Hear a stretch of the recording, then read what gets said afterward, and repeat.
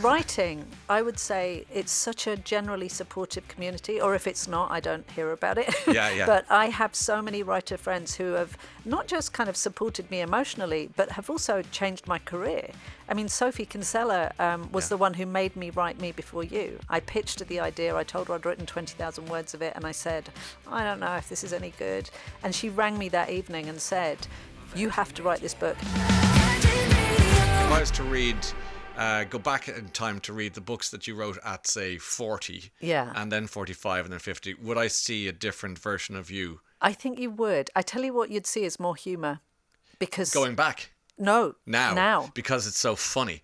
And because the world is just trickier. And so I feel very strongly that we need more laughs. And I don't think it's frivolous to say it. I don't think it's frivolous to make people laugh in a bleak time. I feel like it's absolutely vital to get some joy out of the entertainment that you're consuming. You and I just had a conversation about Barbie versus Schindler's List. Oppenheimer. Yeah. And I'm going to go Barbie at the moment. Yes. You know, maybe when the world is a calmer, safer place, I'm going to go full Oppenheimer. But right now I need the Barbies. You need the Barbies because sometimes you need a burger rather than the greens, isn't that it? That's it. And that's what it is. Because do you, for your books, do you find great humour in dark corners? Yeah, I think I don't know if it's a UK thing or a British thing or you must an come to Irish Ireland. thing. We have a lot of darkness. Exactly. And, you know, it's the emergency services who always have the best jokes, right? Why is that? Because they know that you have to find the joy in the moments. They know that you've got to do it. Otherwise, you know, what are we here for? Yeah.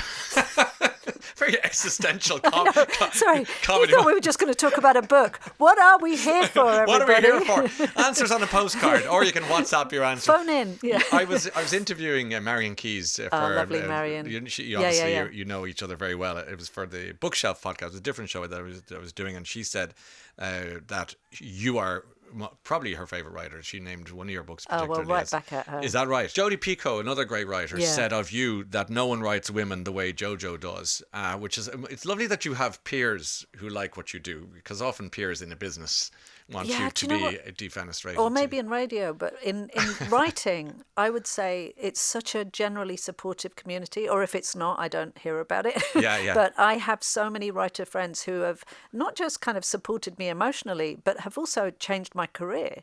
I mean, Sophie Kinsella was the one who made me write Me Before You. I pitched her the idea, I told her I'd written 20,000 words of it, and I said, I don't know if this is any good. And she rang me that evening and said, you have to write this book. And I've spoken to Henry, my husband, and he is coming on the phone to tell you that you need to write this book. And so I have a running joke that I should really pay them some royalties, because I didn't have the confidence to keep going with it until I thought, well, if Sophie Kinsella says it, she knows what she's doing. What she's talking